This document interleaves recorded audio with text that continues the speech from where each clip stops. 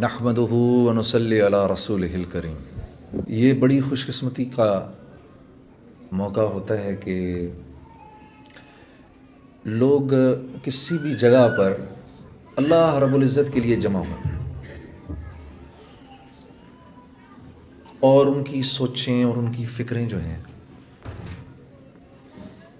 وہ اس بات میں استعمال ہوں کہ کس طرح سے محمد صلی اللہ علیہ وسلم کا لایا ہوا دین جو ہے، اللہ کے نبی صلی اللہ علیہ وسلم کی دعا ہے، اللہم انصر من نصر دین محمد صلی اللہ علیہ وسلم، اے اللہ تو اس کا مددگار بن جا جو محمد صلی اللہ علیہ وسلم کے دین کا مددگار ہے، اور کے لیے رسول اللہ صلی اللہ علیہ وسلم نے دعا کی ہو۔ یہ کیسے ممکن ہے کہ یہ دعا قبول نہ ہو؟ باہر کی دنیا میں اس وقت لوگ اس فکر میں ہیں کہ کس طرح سے مال بڑھ جائے، نام بڑھ جائے، شہرت بڑھ جائے۔ یہ ساری فکریں اس وقت لوگوں کی عام طور پہ یہی سوچیں، دن سارا اسی میں استعمال ہوتا ہے، صلاحیت ساری اس میں استعمال ہوتی ہے۔ آپ کے ٹورانٹو کے شہر میں ایک آدمی نے ہمیں بتایا، ٹورانٹو شہر سے، کہ جی آج کے دور میں تو لوگ کام ہی نہیں کرتے، مجھے دیکھیں 30 سال ہو گئے میں نے دکان میں ایک دن کی چھٹی نہیں کی۔ میرے یہ بات سن کے پیروں کے نیچے سے زمین نکل گئی۔ کہا جی ایک دن چھٹی کی تھی، وہ بھی آدھے دن کی، جس دن والدہ کا انتقال ہوا تھا، آدھے دن کی تھی چھٹی، دوپہر کو پھر دکان پہ آ گیا تھا۔ سوچو اس مسلمان کی ساری صلاحیتیں وہاں لگیں جہاں اس بیچارے کا زور ہی نہیں چل سکتا، کیونکہ رزق تو اللہ کی طرف سے مقدر ہے، متعین ہے۔ یہ 30 سال وہ جس نے عمر قید گزاری نا 14 سال، وہ اس سے دگنا خوش قسمت ہے، کیونکہ وہ تو 14 سال کے بعد رہا ہو گیا، یہ 30 سال دکان کا قیدی بنا رہا بیچارہ۔ اس کی ساری صلاحیتیں اللہ رب العزت نے جو اس کے اندر انسانی کمالات رکھے تھے، وہ سارے کے سارے استعمال کس لیے ہو گئے؟ دکان کی چیزیں بیچنے کے لیے۔ دکان میں بیٹھ کر یہ گاہک اپنی مرضی سے تھوڑی اندر لے کر آ رہا ہے، یہ تو اللہ بھیج رہے ہیں گاہک اس کی طرف۔ لیکن اس بیچارے کی صلاحیتیں ساری کی ساری دکان کو ٹھیک کرنے میں لگ گئیں۔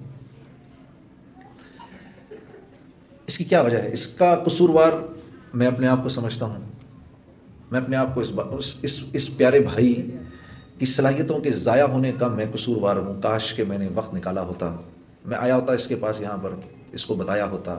مسلمان تھا، میرے ایک دو دفعہ بتانے سے ہو سکتا ہے اس کو بات سمجھ میں آ جاتی کہ دنیا میں آنے کا مقصد مال کا بڑھانا نہیں ہے، بلکہ دنیا میں آنے کا مقصد ہدایت حاصل کرنا ہے۔ مال اور حکومت اور دولت اس کا حاصل کرنا یوں نہیں ہے کہ اس کا حصول انسان کے بس کی بات نہیں ہے، انسان کے بس کی بات نہیں ہے میرے دوستوں۔ رزق کا بڑھ جانا انسان کے بس کی بات نہیں ہے، رزق کا بڑھ جانا انسان کے بس کی بات نہیں ہے۔ اللہ یبسط الرزق لمن یشاء ویقدر، یہ اللہ کا اعلان ہے۔ ترزق من تشاء بغیر حساب ویرزق من تشاء بغیر حساب، جس کے لیے میری مرضی ہوتی ہے میں بڑھا دیتا ہوں زیادہ، بغیر حساب کتاب کے دے دیتا ہوں۔ ایک چھوٹا سا بچہ، باپ اس کا ملینئر بلینئر دنیا سے گیا، 8-9 سال کا بچہ ہے، ایک دم بلینئر ہو گیا۔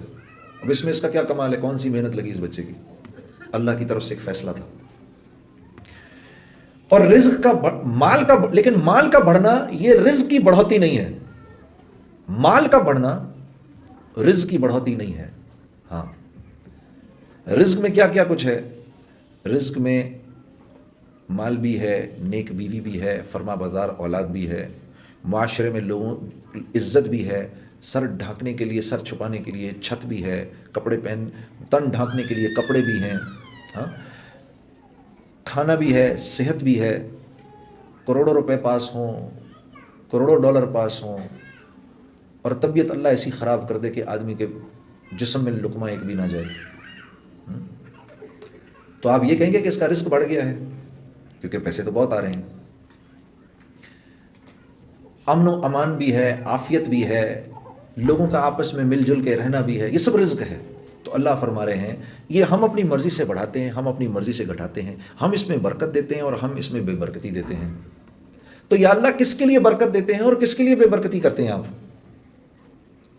کس کے لیے برکت کرتے ہیں, کس کے لیے بے برکتی کرتے ہیں.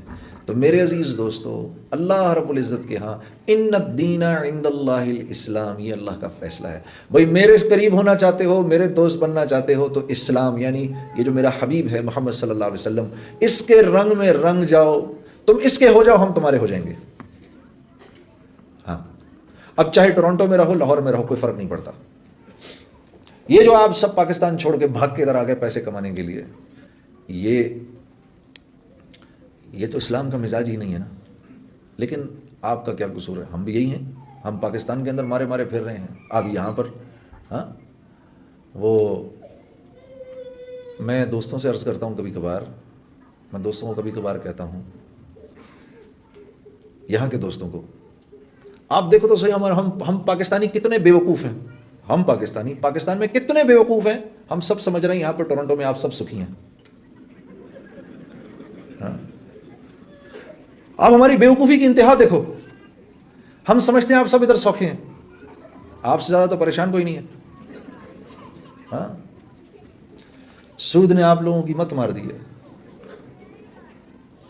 صبح جو ریزگاری کے لیے نکلتے ہیں, میں پرسوں کی بات ہے, آسٹن میں میرا بیان تھا, تو فجر کی نماز کے وقت 6 بجے میرا جو ہوٹل تھا ذرا میں 9ویں فلور پہ تھا, تو میں نے جا کے کھڑکی کھولی, میں نے باہر دیکھا تو تیز رفتاری سے صبح 6 بجے گاڑیاں اوپر نیچے دوڑ رہی تھیں. اور میں نے دل میں کہا یا اللہ, اٹھنا تو تھا ہی, کسی پر تو نے فضل کیا تو وہ فجر کے لیے اٹھا, اور کسی پر تیری سختی آئی تو بیچارہ مال کی دوڑ میں دیکھ کیسے گاڑیاں دوڑ رہی ہیں اوپر سے نیچے 6 بجے بھی.